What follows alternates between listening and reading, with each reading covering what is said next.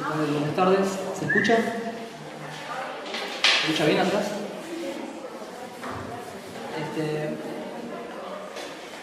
Bueno, buenas tardes. Bienvenidos acá al panel de las sextas jornadas de Amazota. Primero, a los que estuvieron viniendo, lo primero que se me ocurre decir bueno, pensar que estas sextas jornadas son las primeras que se hacen bajo un gobierno neoliberal.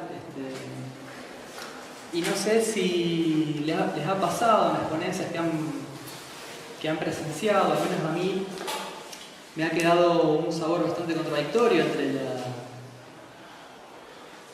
entre la calidad de las exposiciones y quizá inversamente proporcional a la angustia que muchas me generaron en este contexto que estamos pasando. De todas maneras, este panel, llamado la antiépica del psicoanálisis, al menos lo que me gustaría es un poco retomar quizá un cierto espíritu de alegría, al menos el título creo que amerita a que no perdamos eso que a veces que es tan importante, que bueno, muchas veces desde el psicoanálisis le damos mucha importancia, que es el humor, el humorismo, quizás en otras vertientes, pero y bueno, para esto lo primero que quisiera, bueno, les agradecer la oportunidad de presentar estos tres psicoanalistas monstruos del psicoanálisis. Por mi parte, bueno, voy a leer un texto que es una editorial, eso que llaman editorial. Espero estar a la altura de la subjetividad de este panel o de la temática. Es decir, no una invitación a que seamos héroes solos por un día, sino en introducir la vía inversa a la de Javier Mascherano, como si nos dijera: hoy te convertís en antihéroe.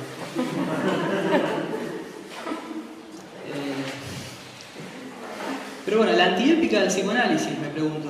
Al repasar este título, debo confesar que no encontré mejor método que el símil de la descomposición química de sus elementos.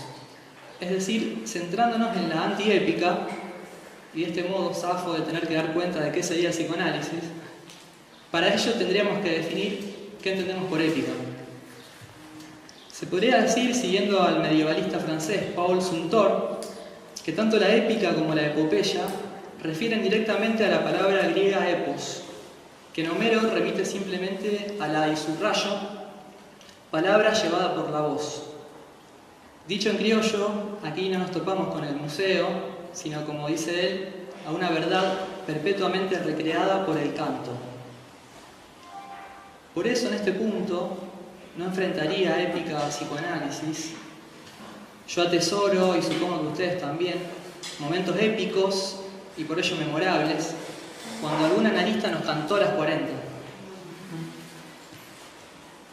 Ahora bien, el asunto, y pongo comillas, el asunto a tratar es qué tipo de canto estamos hablando, cuando, para no ser ingenuos, y como diría Oscar Mazota, estamos tan permeados a declinar esas dos vertientes de la comunicación humana, que son el grito y el rezo.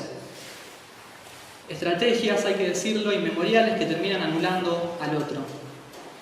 Aliar el oro del análisis al cobre de la psicoterapia nos remite directamente al Hesíodo, cuando en el trabajo y los días refiere el mito de las edades del mundo, que, como sabemos, comienza con la del oro para luego ir declinando hacia la de plata, bronce y hierro.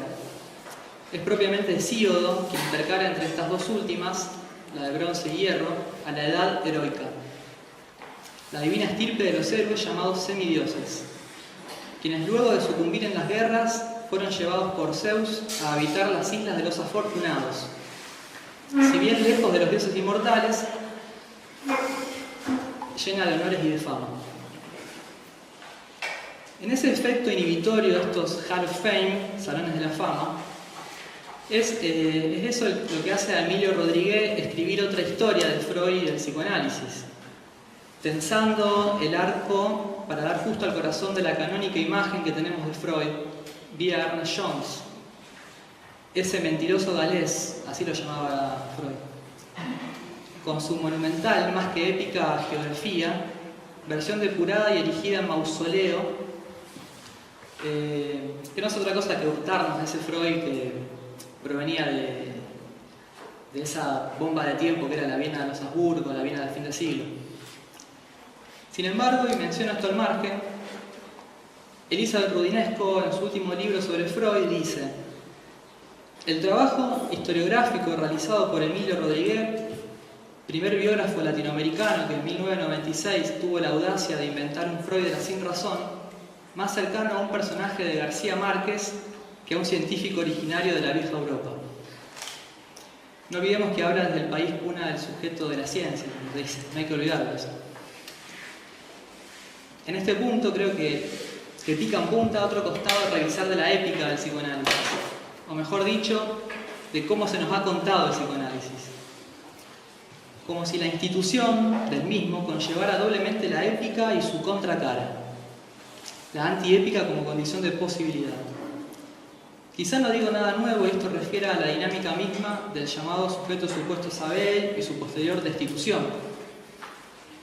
Es que el mito, dice Freud, en un apéndice a Psicología de las Masas, es aquel paso con que el individuo se sale de la psicología de la masa, y el primer mito, dice Freud, fue con seguridad el psicológico, el mito del héroe.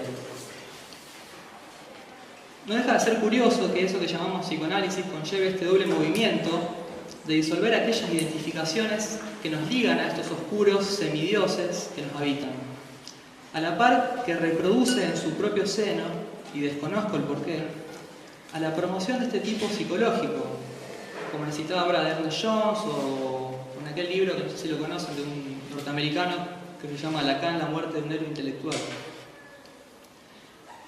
Es cuanto menos llamativo, teniendo en mente este tipo de lazo que se reproduce entre analistas, leer aquellas palabras de Freud en Totem y Tabú, cuando decía: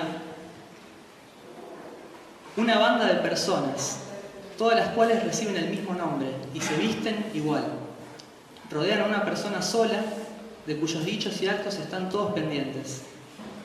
Son el coro y el figurante del héroe, originariamente único. Bueno, cualquier parecido con la realidad.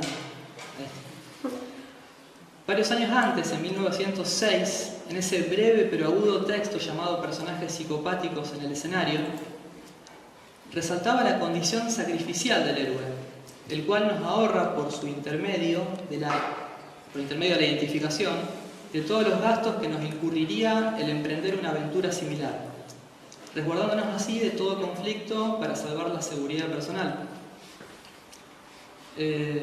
Bueno, no quisiera terminar sin dejar de reconocer la promoción a la heroicidad de nuestro propio ámbito. No solo la encontramos en la historia de nuestros referentes históricos, también la pesquisamos llamativamente en el arrojo épico del más elevado acto de voluntad y reafirmación de la propia identidad. Como hace poco en esta ciudad nos ha ilustrado el famoso Floreal Ramírez O'Farrell, encontrando al fin la reconciliación trágica en su vocación por el sacrificio y el autoaniquilamiento. Si el héroe, como el analista, es un lugar en el discurso y requiere de al menos dos, el coro y el héroe, pienso que podríamos estar en condiciones de ilustrar alguna de estas versiones épicas del análisis que toman la figura del héroe freudiano, o mejor del héroe lacaniano, entendiendo literalmente y con estilo formulario consignas tales como, y hay muchas más, no retroceder ante la psicosis. Y así nuestros héroes se mandan. ¿Y cómo se mandan? Que recuerdan al filósofo Empédocles cuando precisamente se mandó un clavado tirándose al volcán Etna, con esa convicción trágica de la comunión del héroe con la naturaleza, o mejor dicho, ¿por qué no con la causa? Pausanias, quien fuera el Eromenos de Empédocles, es decir, su amado, sintetizó el referido acontecimiento de un modo único y que juzgo merecería cuanto menos ser revisitado. Dijo al respecto: el que es infinito, todo lo recibe infinitamente. Le paso la palabra ahora a los invitados, a Carlos Paola Primero aplaudamos lo que acaba de decir.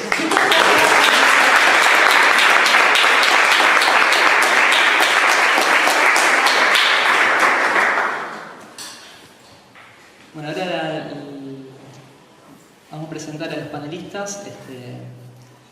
Primero va a tomar la palabra Carlos Paola, posteriormente Álvaro Lavarrer y finalmente Alejandro Manfred.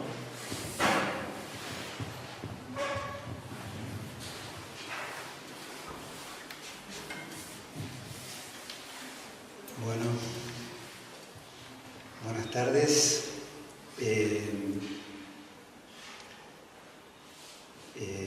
Como siempre, muy agradecido por invitarme a compartir este espacio. Hablando del héroe y el antihéroe, voy a hablar un poquito del hospital para retomar lo que conversando con Rodrigo, con esta cuestión de retomar el psicoanálisis no es para todos, más obligatorio es el psicoanalista, que habían sido afirmaciones que se habían dicho en un panel hace un par de años acá en la Jornada de la Masota.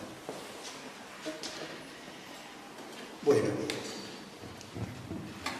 seguramente voy a decir algunas cosas ya sabidas, pero necesito darle esta vuelta para poder decir lo que quiero decir. Ya sabemos que psicoanálisis y salud mental son dos elementos irreconciliables, heterogéneos, que no tienen nada que ver lo uno con lo otro, que no forman conjunto. La salud, o mejor dicho, la asistencia pública, es un derecho. Por lo tanto, es o debería ser para todos. Sostiene ese ideal y se sostiene en sus instituciones con legislaciones y normativas. El psicoanálisis, en cambio, decimos que apunta a lo singular. Es por eso que se dice no es para todos. No porque sea para privilegiados, aunque esto de privilegiados puede llegar a ser un desvío en esta afirmación. No es para todos porque no se puede imponer a todos como si fuera la obligación que surge de un derecho. Depende de la decisión, tanto del que consulta como del que la recibe, y consiste en un modo particular de hacer con la demanda. Darle lugar, no para responder, sino para analizarla, para hacer entrever que esa demanda es demanda de otra cosa, que esa demanda acarrea deseo. Por eso se dice que apunta al deseo y no al bien del paciente. Por otro lado, sabemos que cualquier ideal en juego o tercero normalizador que se meta, que se interponga, disuelve la transferencia. En líneas generales, esto ha sido dicho ya, como les decía, en distintas mesas y en las distintas jornadas. Y sin embargo, estamos acá una vez más, ¿no? Psicoanálisis, salud y políticas públicas. Insistiendo con esta junta de discursos que se dan de patadas.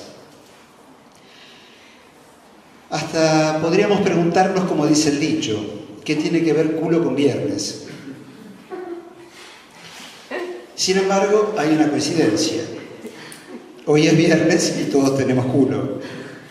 Como el chiste que le adjudicaban a Masota, no sé si lo conocen. Dicen que Masota decía, ¿por qué será la premisa universal del falo y no la premisa universal del culo que tenemos todos? ¿Cuántos problemas nos ahorraríamos? Estamos aquí una vez más porque las patadas que se dan estos dos discursos acontecen en el cuerpo de quienes trabajan en las instituciones públicas de salud mental. Por un lado, soportamos las demandas de la institución y a la vez, a la hora de escuchar a los pacientes, pretendemos hacerlo desde la teoría psicoanalítica. Sabemos que intentar practicar el psicoanálisis en una institución pública de salud mental nos confronta con legalidades y normativas que, aunque sean exteriores al discurso psicoanalítico, no cesan de condicionar los modos de la demanda ni de suscitar obstáculos cuando el analista, que es un lugar en el discurso, debe posicionarse como tal. Ahora, tampoco vayamos a creer que la única contaminación es en la institución pública. ¿Qué sé yo? Si un analista está atendiendo, le suena el teléfono en mitad de una sesión y le dicen que acaba de fallecer su madre, ¿contamina o no contamina la transferencia? O, por ejemplo, cuando una mujer analista está embarazada, ¿contamina o no contamina la transferencia? Sin embargo, se puede analizar a pesar de eso. Pero volviendo a la institución, no es solo por la obligación de cumplir con los instructivos, como por ejemplo, confección de estadísticas, cantidad de admisiones, duración de los tratamientos, supervisiones impuestas, etc. No es por la obligación de cumplir con estos instructivos, no es solo por esto que las demandas parecen multiplicarse en la institución. Hay otras demandas más. Por ejemplo, la homologación entre las nociones de salud y normalidad. Salud viene de la biología y normalidad viene de la estadística, o sea que es una homologación bizarra. Pero al homologar estas dos nociones, vuelve, digamos, en el discurso común, vuelve a la institución de salud mental un lugar privilegiado a donde elevar las quejas por la conducta normal de algunos ciudadanos rebeldes. Así, lo que viene fracasado de la ley, lo que viene fracasado de la institución escolar, lo que viene fracasado de la institución familiar, muchas veces cobra consistencia en algunos que, nombrados como pacientes y mandados a tratamiento, no son sujetos de esa demanda, al menos en instancia de la admisión. O sea, no es lo mismo atender pacientes por la consulta espontánea que atender pacientes que son enviados a. Por lo menos la presentación en la admisión es distinta. Al mismo tiempo, la homologación entre las nociones de salud y asistencia, acá también hacemos como un equívoco, porque el derecho no es a la salud. Decimos el derecho a la salud, pero no es un derecho a la salud. La salud es un estado ideal. Lo que es un derecho es a la asistencia pública. Pero bueno, convengamos que el equívoco nos hace decir el derecho a la salud. Entonces, esta homologación de salud y asistencia propicia la aparición de aquellos que vienen a la institución a reclamar por su salud como si se tratara de un bien que algún otro debiera restituirles. Y en la misma línea, también a nombre de la salud, se reclama por otros derechos que el Estado, caído en su función, ha dejado de garantizar. No nos olvidemos que siempre la demanda es demanda de otra cosa. Y aún en estos tiempos de exclusión progresiva, donde las redes sociales de contención resultan insuficientes y las problemáticas de los ciudadanos más desfavorecidos han ganado la escena hospitalaria, el Estado, a través de su institución sanitaria, demanda terapia psi para amortiguar el impacto social de las políticas que él mismo genera. ¿Cómo pretender entonces practicar el psicoanálisis en una institución de salud mental y no sucumbir en el intento? Porque ante tanta exigencia de lo urgente y dependiendo de cómo esté posicionado cada cual con respecto a la demanda, pueden surgir vacilaciones que van desde la angustia hasta la desazón o el aburrimiento. Asimismo, como un intento fallido de reducir esa exigencia, podemos ser tentados a responder automáticamente a la demanda, digamos, de tres maneras: expulsando para sacarnos el problema de encima, narcotizando para silenciar esa demanda, y asilando para segregarla y que esa problemática no nos haga de espejo, para que no nos refleje. Porque la pobreza del otro anticipa la propia pobreza. De ahí muchas veces la victimización. Victimizar es eso, pobrecito el otro, para que no me refleje. Entonces, es ante la posibilidad de semejantes desvíos que años anteriores en este lugar se han hecho algunas afirmaciones fuertes, ¿no? Como les decía, el psicoanálisis no es para todos y no es obligatorio ser psicoanalista. Por supuesto, alguna que otra vez he escuchado en alguna reunión en el hospital donde trabajé 30 años, donde, por ejemplo, querían hacer el planteo psicoanalítico por la cantidad alta de deserciones que había en el servicio, ¿no? Esto es una vacilación, porque la deserción es una cuestión que tiene que ver con la estadística y tiene que ver con cuestiones ideales del Estado y de lo que supuestamente tiene que hacer un paciente. La deserción no es una noción psicoanalítica y a veces podemos hacer esta clase de confusiones. O sea, que se nos meta un discurso y creamos que tomando nociones de otro discurso, creamos que hablamos de psicoanálisis. Entonces, pero al mismo tiempo, aunque estas afirmaciones se aproximen a la verdad en el caso de estos desvíos, yo no dejo de sentir que con estas afirmaciones se polariza la problemática y se soslayan otras cuestiones que merecen ser consideradas. La primera cuestión, o sea, dos grandes cuestiones. La primera cuestión es que no todo malestar de quienes trabajan en una institución pública y adscriben al psicoanálisis se puede atribuir a que la posición del analista vaciló, a que abandonó su lugar para hacer psicoterapia o a que se entregó al trabajo social.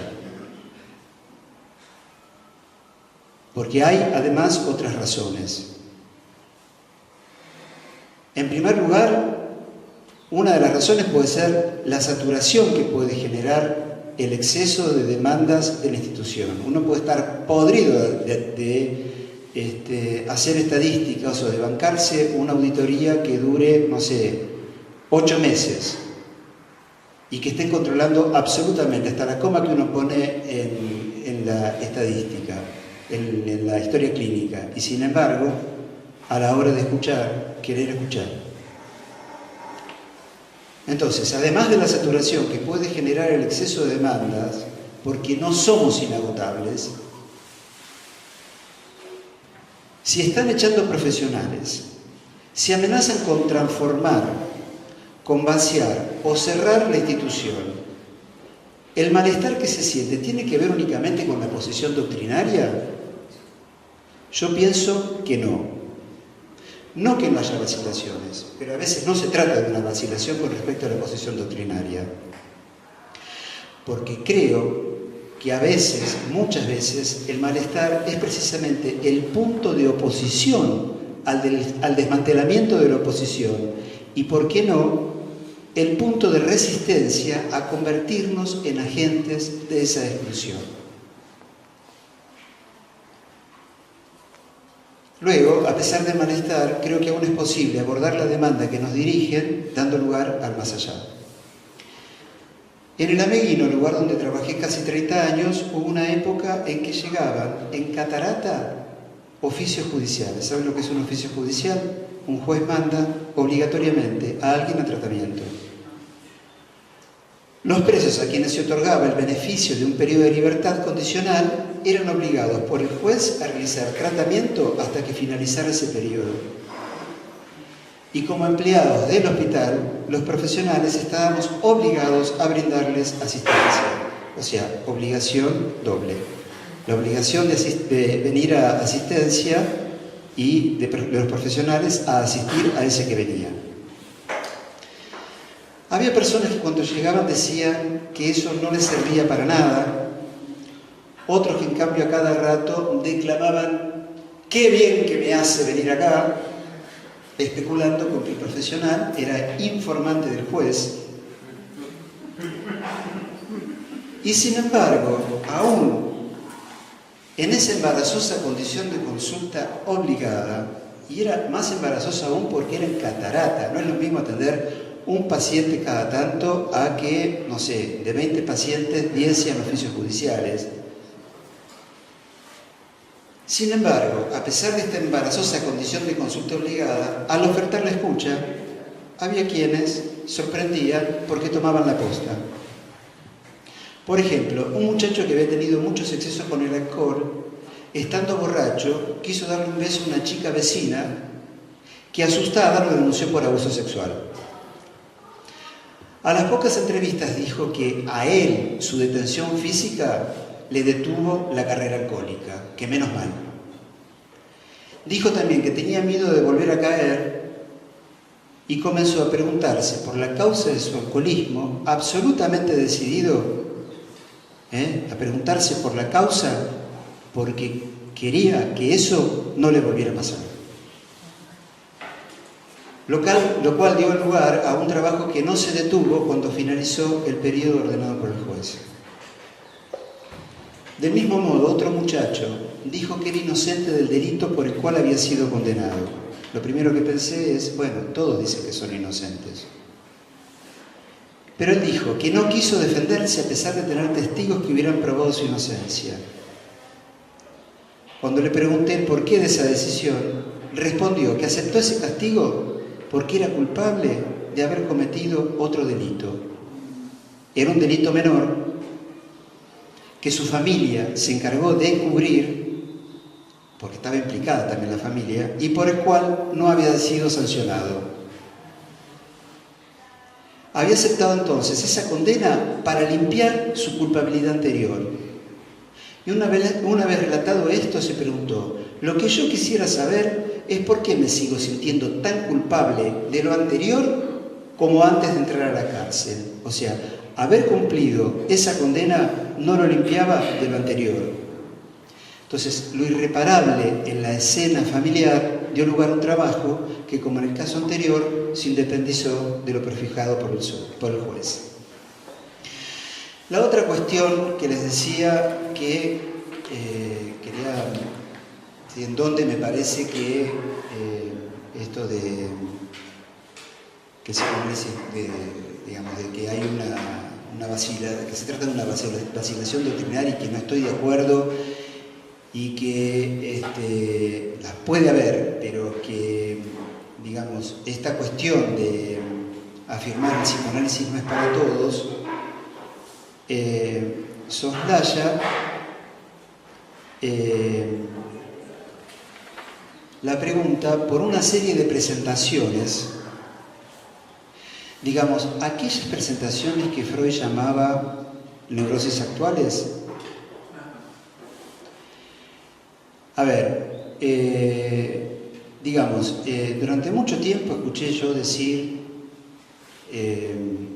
por ejemplo, en el hospital solamente y con suerte entrevistas preliminares. Yo soy testigo que muchas veces en el hospital ha pasado mucho más que eso.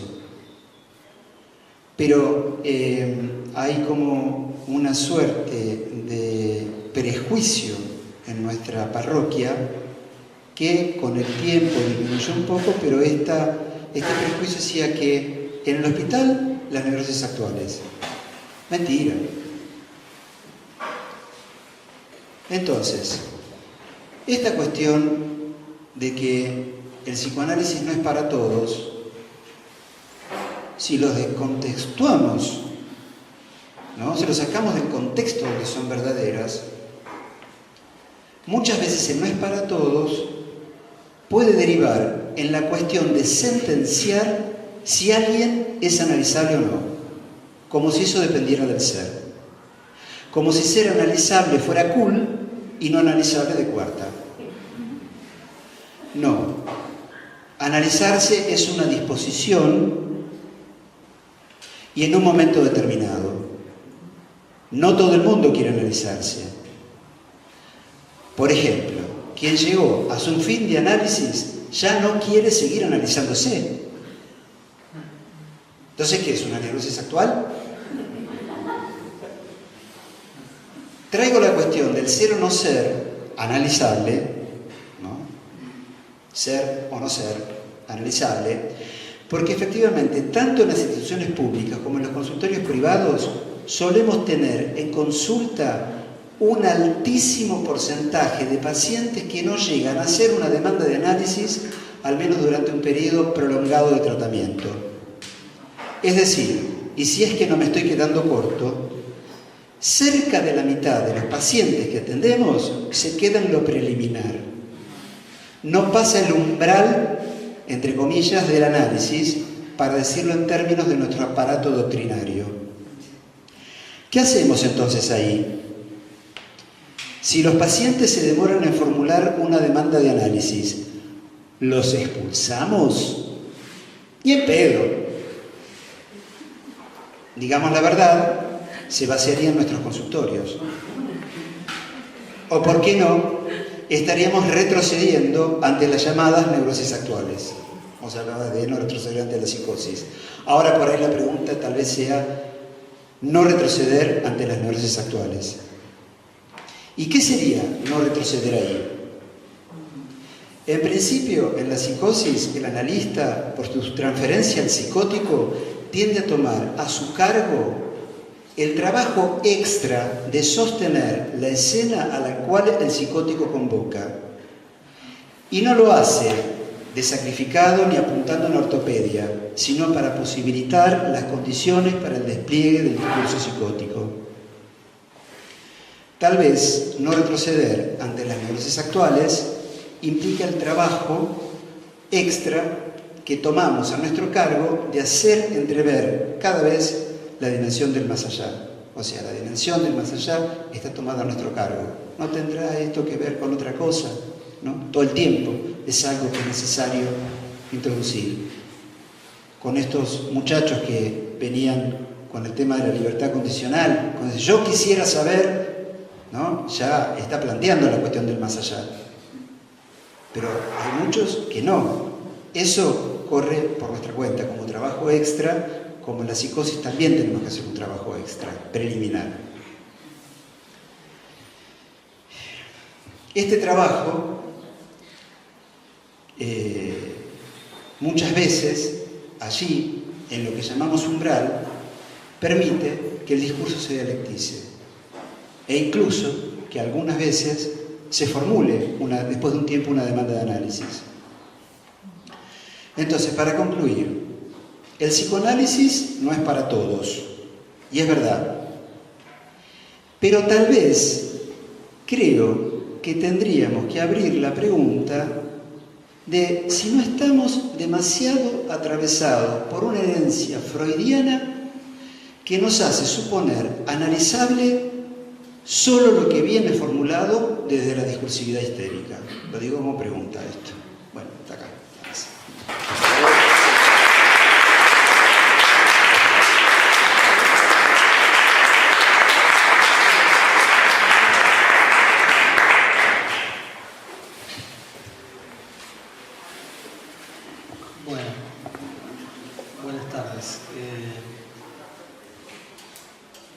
Lo malo de no empezar a hablar en un panel es que a mí me pasa que yo me quedo como enganchado con lo que dijeron los demás y me parece más interesante. Me dan ganas de parasitar todo lo que dijeron ellos y lucirme, pero se puede.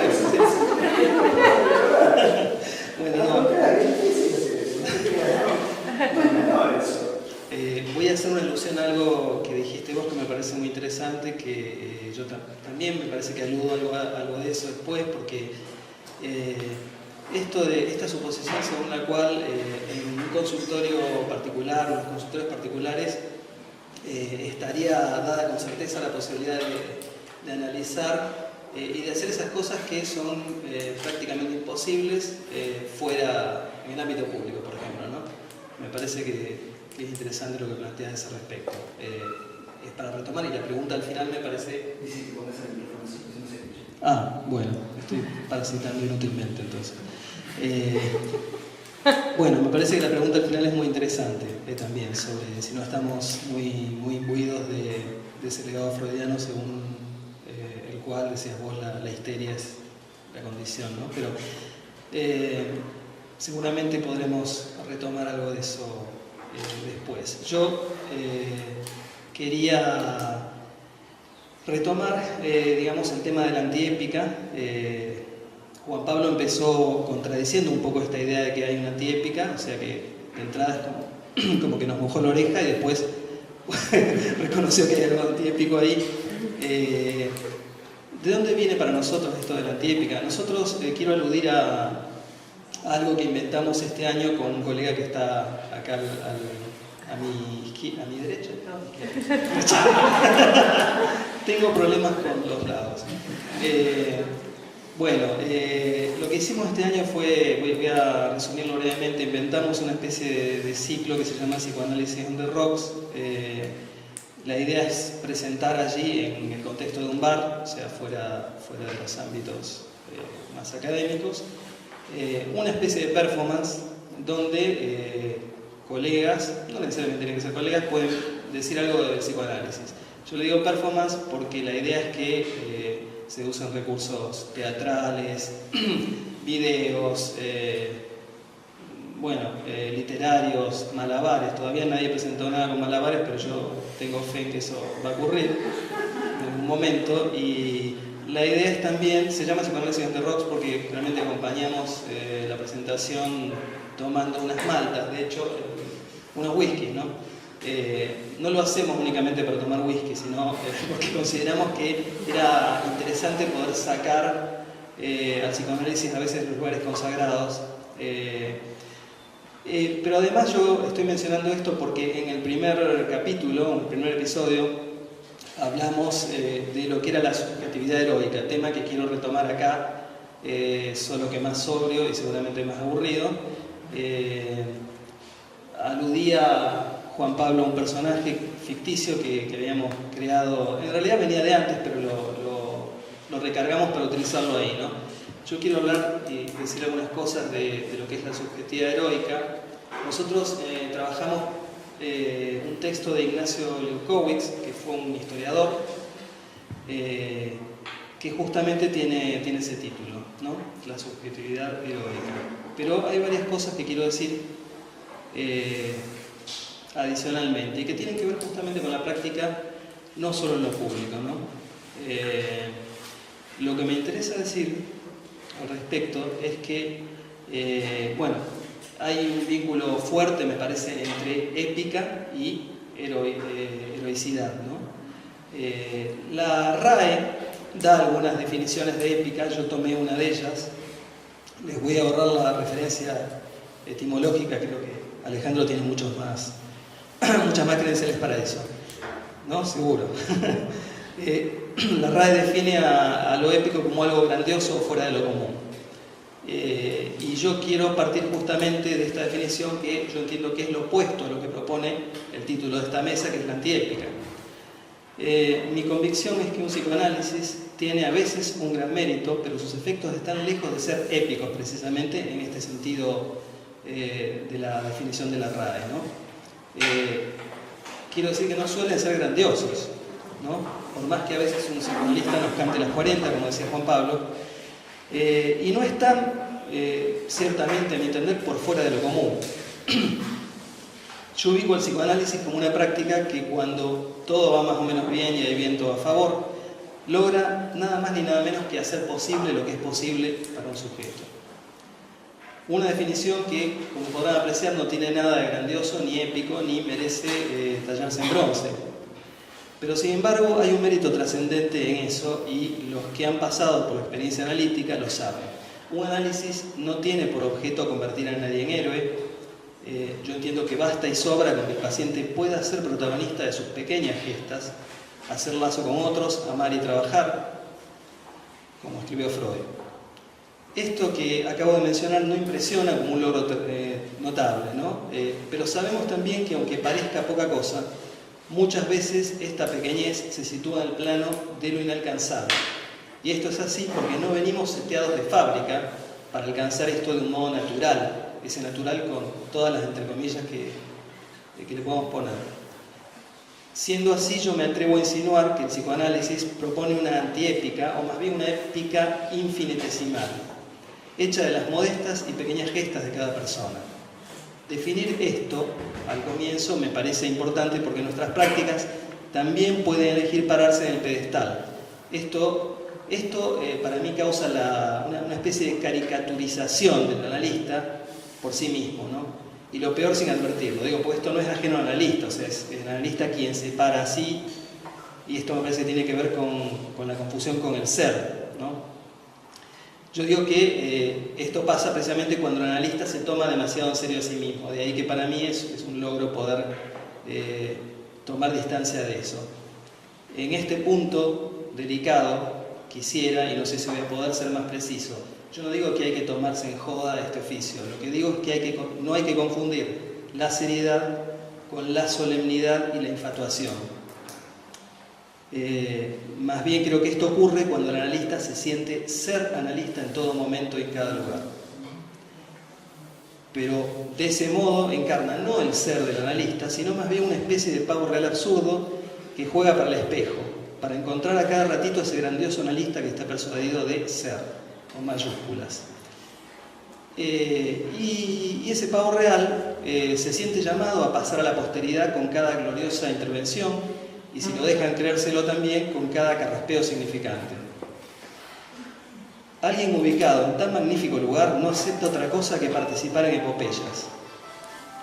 Es una posición épica por excelencia, pero de analista me parece que poco.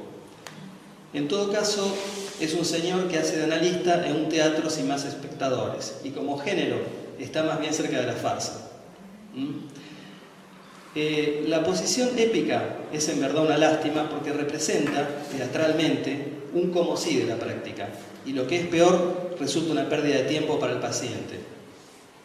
No obstante, es posible reconocerle a esta versión ilusionista del psicoanálisis, podría llamarla así, algunos efectos terapéuticos, aunque me siento inclinado a pensar que estos efectos discurren siempre, o al menos principalmente, por la vía de la sugestión.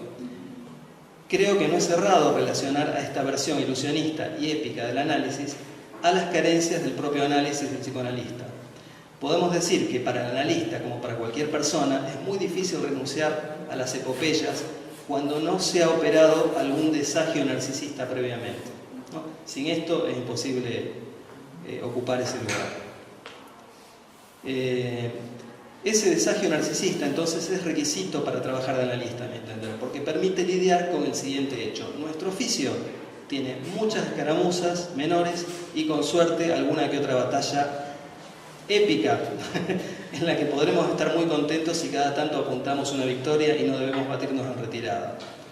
Esto que acabo de comentar, como habrán comprendido, le cabe a nuestras prácticas en más de un escenario. Atañe tanto al consultorio como a la práctica en la salud pública, y en cuanto a lo público hay algunas particularidades a las que me voy a referir brevemente a continuación. Para esto voy a retomar algunas cuestiones que aparecen en el texto de Leucovitz, al que me refería antes, ¿no? El texto presenta la posición heroica como un modo específico de situarse frente a un problema, y advierte que ese modo va a sesgar tanto lo que se piense como lo que se haga con respecto a dicho problema. La posición heroica es un obstáculo, y ese obstáculo es justamente el saber a priori, que funciona como un tapón al momento de conocer y pensar.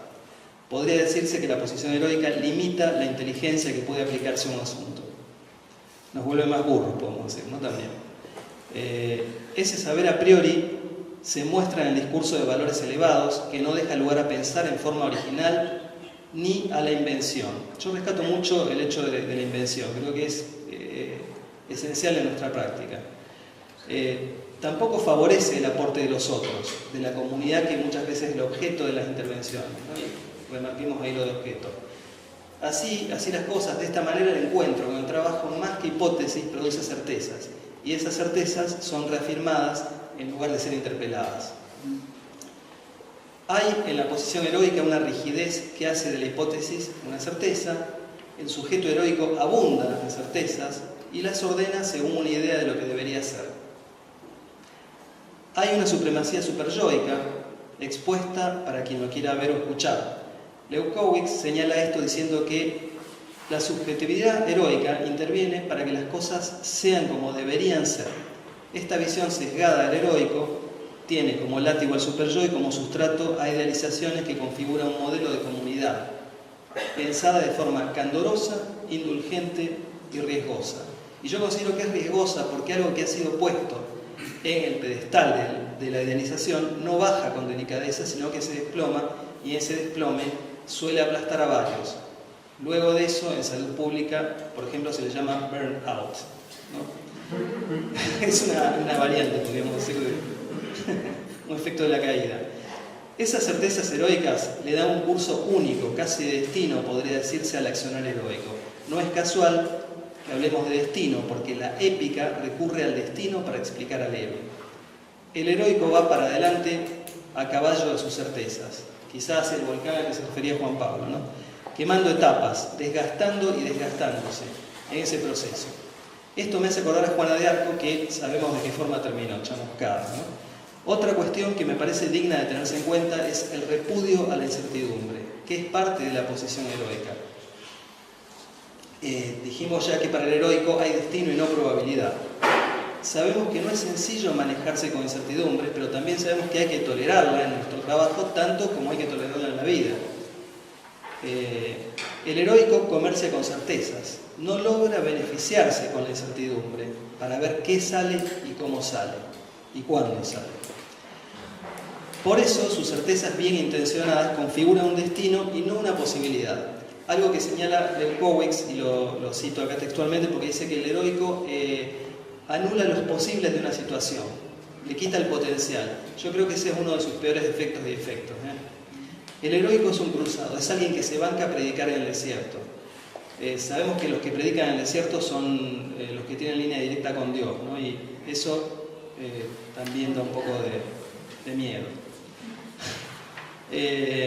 Además, bueno, los profetas suelen estar cargados de buenas intenciones, y sabemos que también las buenas intenciones son el empedrado de un camino que lleva a un lugar muy caliente, ¿no? Y donde uno lo pasa mal. Ahora, dejando de lado las imágenes evocadas por la figura heroica y desdichada, me quiero concentrar en el recorrido, no en la meta. Y entonces es pertinente señalar que otro defecto de la posición heroica es que propone una relación coagulada en dos papeles fijos, el héroe y la víctima, que es la destinataria de su accionar heroico, ¿no? Es decir, que la posición heroica es inhabilitante para quien ocupa el lugar de víctima o de perjudicado, que es a quien hay que rescatar. El héroe quiere dar en todo momento para resarcir de la carencia, pero si hace de esto un movimiento en un solo sentido, reduce al otro, el objeto de su intervención, a una carencia y anula lo que ese carente puede tener a su vez para dar. Así el héroe se transforma en un objeto de servicio, él mismo, ¿no? Hace algo por el otro, pero que no es igual que hacer algo con el otro. Por último, la subjetividad heroica es una posición finalmente ruinosa, destinada a la bancarrota. Es decir, que esa posición no es solo sacrificial, lo cual ya siempre me parece a mí un poco estimulante, sino que para colmo es un sacrificio inútil. Sin embargo, yo creo que hay que reconocer que esta inutilidad o este balance negativo en saldo final, antes de entrar en quebranto, tiene una utilidad, porque la subjetividad heroica permite que las instituciones caminen, aunque sea rengueando, con dolor, y aunque se pueda pronosticar un trayecto sufriente y un final desfavorable. Por esto digo que me parece que es necesario tener en cuenta que hay algo servicial y funcional a lo peor de las instituciones en esta posición. Una utilidad de corto plazo, diría, pero utilidad al fin. El texto plantea que la misma institución es la que segrega su subjetividad heroica como una especie de reaseguro que la perpetúa. Para finalizar, quiero señalar algo que posiblemente sea innecesario, así que no me voy a privar de hacerlo. La posición heroica es esencialmente épica, por eso quería traer la colación hoy, ¿no? Y puede transcurrir tanto en el teatrito de a dos que se da en la farsa instalada entre un analista épico y su paciente, como en una institución pública. Podríamos decir que cambia la escenografía pero la obra es casi la misma, la de una epopeya que iba destinada a ser gloriosa y termina en un vodevil. Y aunque recurrir al narcisismo sin desagio que mencioné antes, ¿no?, y a la falta de análisis propio puede ser muchas veces un cliché al que somos tan afectos los analistas, un cliché facilongo, me parece que procede con justicia en estos casos. Nada más. Gracias.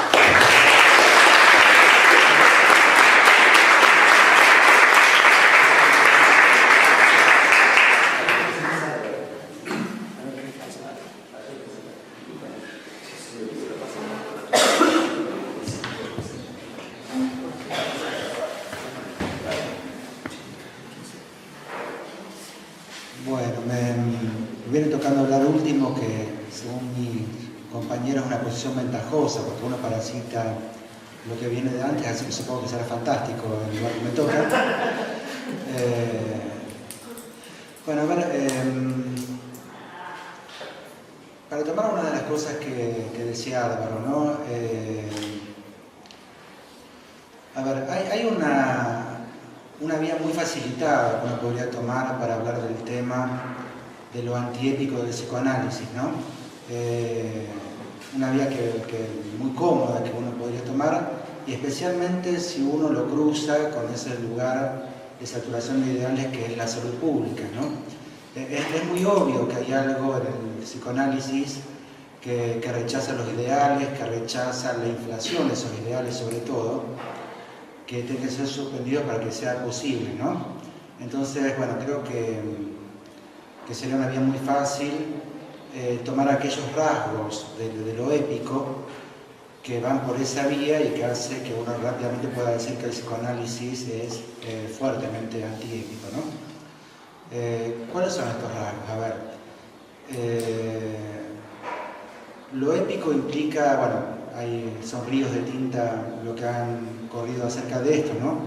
Pero como mínimo, como decíamos, bueno, implica un género muy instalado en la cultura occidental, que implica el enaltecimiento de los ideales, ¿no? La épica siempre es aquellas grandes gestas que se dan persiguiendo los altos ideales, aquellos que son intachables, ¿no? Y siempre es, como bien decía Álvaro, el enaltecimiento de una figura que asume sobre sí el lugar de lo heroico, ¿no? Por esta vía, como decía, ¿no?, es muy obvio que este culto a la personalidad del héroe es casi lo contrario al psicoanálisis, que se place justamente por lo contrario, por hacer de el enaltecimiento de la persona consciente, de aquellos ideales que articulan la vida en lo cotidiano que uno conocería de sí mismo, en el centro de la vida de alguien, ¿no? Y aparte también es claro que hay algo de lo épico que implica ir por la vía de los ideales y por la vía de rechazar todo lo que no coincida con ellos, que también sería lo opuesto, ¿no? El A, B y C del psicoanálisis, de la asociación libre, es precisamente que alguien pueda hablar acerca de aquello que no es lo importante, ¿no? Aquello que surge, que intercepta lo que uno querría decir, que se opone por momentos a aquello que uno querría ordenar como lo más importante de lo que uno querría hablar, que sin embargo, como surge, hay que decirlo, ¿no? Lo épico es, por el contrario, aquello que todo el tiempo tiene que seleccionar lo eminente, aquello que es lo importante y que nunca decaiga, ¿no? Mantener el tono sublime. Le decía, Nietzsche le llamaba a la épica el arte ingenuo en el sentido de que va todo el tiempo por la vía de no darse cuenta de algunas cosas, de no darse cuenta que por debajo de aquello que enaltece, de todas esas figuras de mármol, grandes héroes, circula todo el tiempo, bueno, podemos usar la imagen clásica, ¿no? El barro y la sangre de la historia, ¿no? Bueno, en este sentido yo diría que es muy claro que el psicoanálisis es una antiépica, ¿no?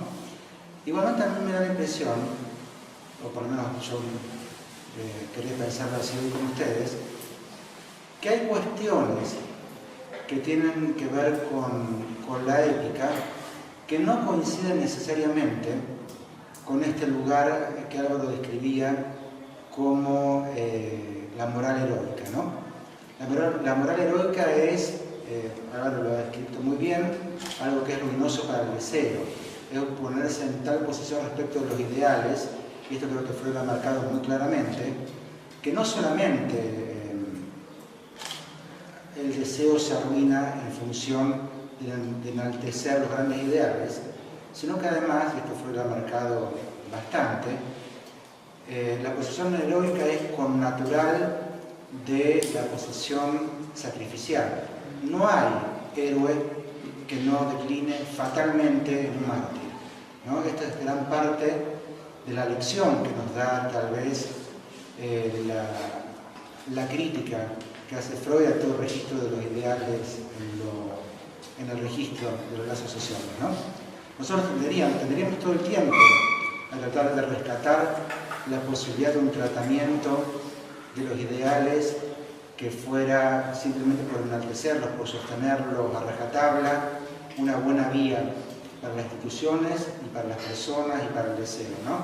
Lo que Freud una y otra vez nos señala de diferentes maneras es que en general enaltecer los ideales, sean cuales sean, aún los más progresistas, aún aquellos con los cuales a primera vista podemos coincidir, llevan todo el tiempo a dos figuras, ¿no? Una es, obviamente, que no hay sostenimiento del ideal que no decline en masa, y masa que no decline en segregación, ¿no?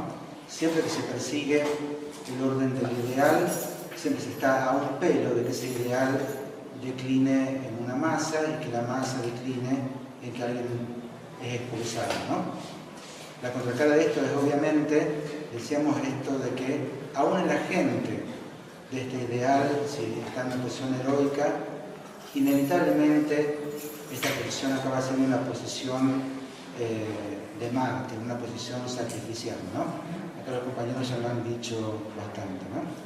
Y a ver, me parece importante marcarlo, porque a ver, esto dicho así en abstracto suena lógico, ¿no?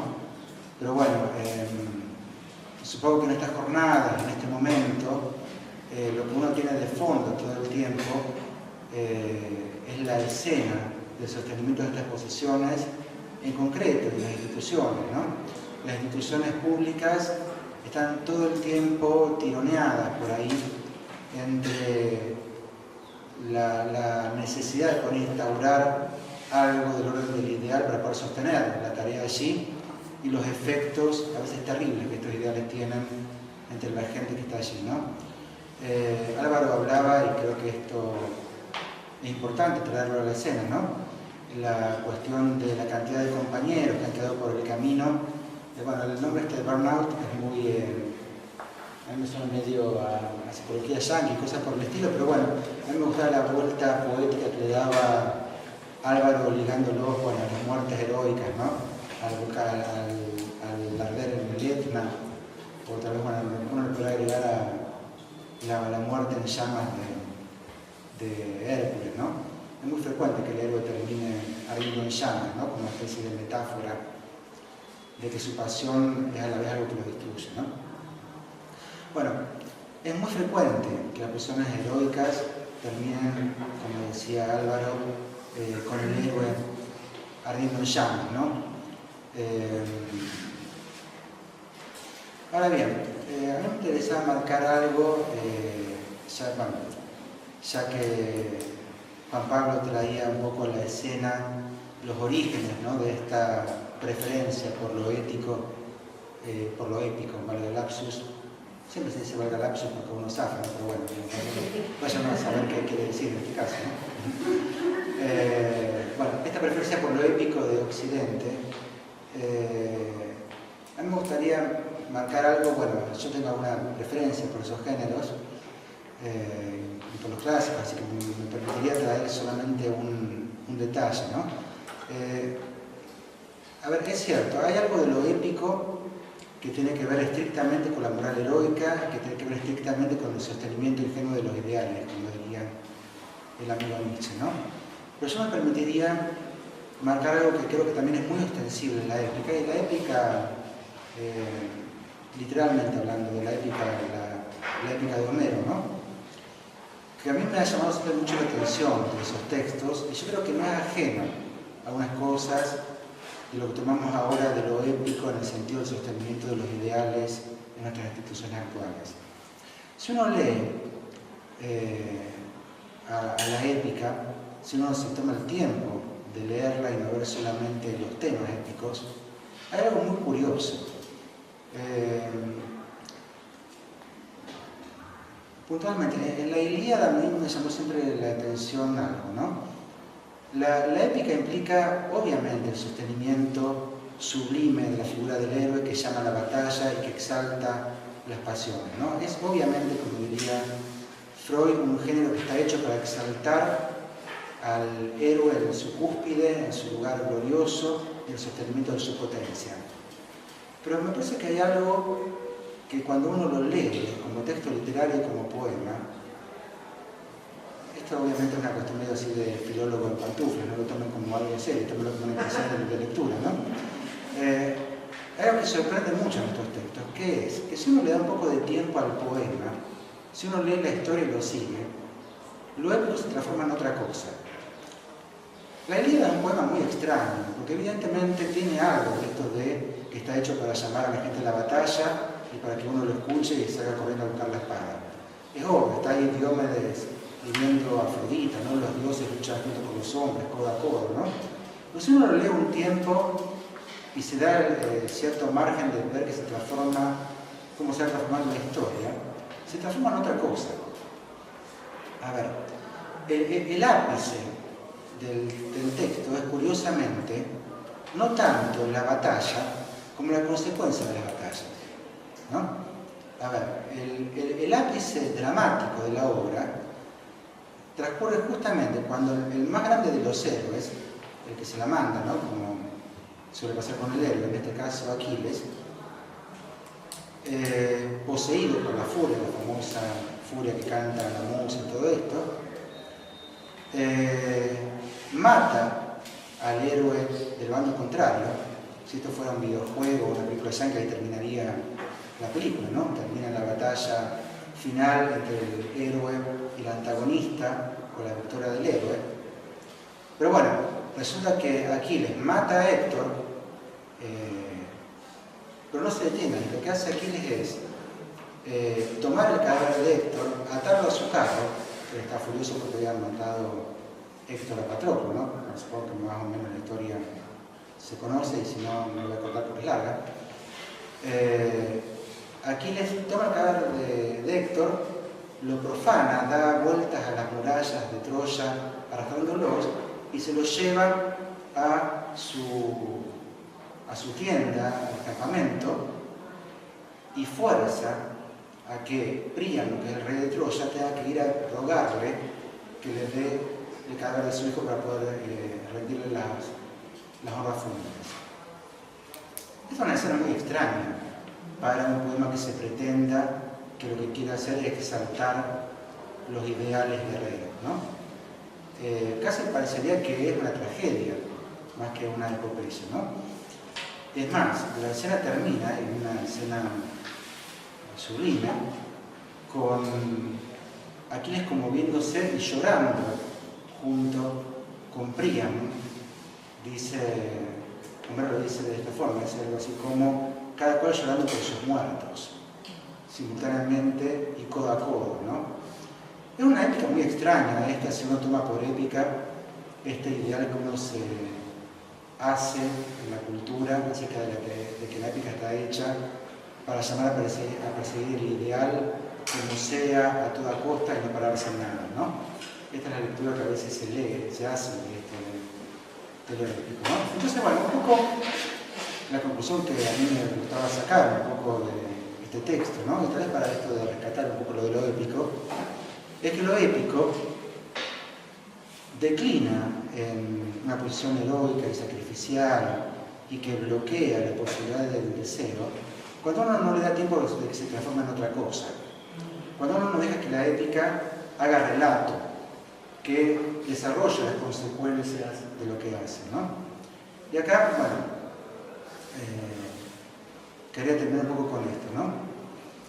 Cuando Álvaro decía esto de lo terrible de que las posiciones épicas se encarnan en las instituciones públicas, Yo lo que pensaba un poco escuchándolo es que precisamente lo que tiene de terrible la épica que se arma en las instituciones públicas, tanto por los diferentes regímenes de ideales, y yo creo que en esto el psicoanálisis no es una excepción, ¿no? Se puede ser un fanático del sanitarismo, un fanático de ir a descacharrar por el dengue, o un fanático de querer analizar a toda costa a todo aquel que cruce por la puerta, ¿no?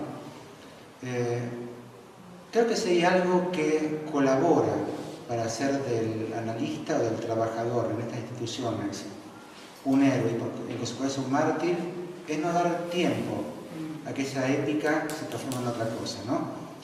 Yo creo que la épica, en ese sentido, si es el sostenimiento del ideal, no es necesariamente un mal, ¿no? Yo creo que es imposible sostener ningún tipo de este tipo de prácticas si no es atravesado por algún orden del ideal, aún con ciertos visos de epopeya. Lo terrible es que son instituciones que no dejan tiempo para que se transforme ese ideal y esa epopeya en otra cosa, ¿no? Este constante estar empezando todo el tiempo, que no termina de ser un paciente que llega a otro y otra demanda. Acá Carlos hablaba un poco de estos tiempos de papeles y pedidos que se acumulan, que se abre la puerta y se cierra y viene otro, esta imposibilidad de pararse a poder charlar con otros acerca de lo que está pasando. ¿Sí? No estoy hablando solamente de las supervisiones de esos espacios institucionales que son a veces de todo, menos un momento de tensión, ¿no? Creo que es muy sintomático como los espacios de trabajo, los espacios públicos se transforman muchas veces no en un momento de tensión y de pensamiento acerca de qué se hace, sino una forma más de un hacer precipitado y enloquecido, en la cual uno no descansa de la prisa que le ponen las situaciones, sino que le pone más prisa todavía, ¿no? Digo, estas reuniones donde hay representantes de 20 instituciones, uno se cansa de escuchar presentarse a uno por uno y escuchar números de expedientes y datos y cosas, ¿no? Bueno, entonces, un poco lo que a mí me parecía interesante de esto es rescatar un poco de este cruce que uno podría hacer a veces con algún tipo de lecturas, algún tipo de referencias, rescatar en todo caso de la epopeya o de la ética como género, esto de la posibilidad de tomar el orden de los ideales, de darle tiempo de que se puedan transformar en otra cosa, ¿no? La Ilíada se transforma curiosamente en un momento determinado en una especie de tragedia, ¿no? Freud decía, es la tragedia, el drama que puede desarrollar la complejidad de las cosas, ¿no? No es la epopeya que está más que nada para exaltar los ideales. Bueno, curiosamente si uno lee la Ilíada se transforma en algo similar, yo diría, a una tragedia. La Odisea se transforma en algo parecido a un paso de comedia por momentos, ¿no? Y de hecho esto lo decía José Emilio Bulicúa, hablaba acerca de cómo hay algo en la Odisea, en este Ulises tan castigado por los elementos, por las viñetas monstruosas que va pasando, que ya un momento requiere ribetes grotescos e incluso cómicos, ¿no? Yo diría, bueno, si hay algo que uno podría aprender de estas cosas, es que, bueno, yo creo que uno en el registro de las instituciones públicas no podría pensar que puede quedarse por fuera del registro de los ideales o decretar lo antiépico solamente porque es inadecuado, porque no está en el código del asunto. Yo creo que, por el contrario, hay algo de los ideales que hay que dejar circular por las instituciones, a condición de que se pueda interpelar y que se pueda desgastar. Lo malo de los ideales, me parece, en las instituciones, cuando quedan congelados, cuando quedan imposibles de ser interrogados, cuando quedan imposibles de ser contenidos en una historia, ¿no? Y acá es que, bueno, me gustaría terminar rescatando justamente espacios como este, que los amigos de la Masota pueden instaurar, ¿no? Yo creo que este es el momento, momentos como este lo podemos compartir con otros para charlar, tomar un café, bueno, no darle por la hora y por el espacio ser un poco invisible, tomar un whisky, como decía Álvaro, pero son los espacios donde uno puede detenerse y lograr que los ideales, en vez de matarnos, en vez de volvernos mártires, se puedan transformar en otra cosa, ¿no? Así que en eso, bueno, muchas gracias a los compañeros y hasta acá lo que quería decirles.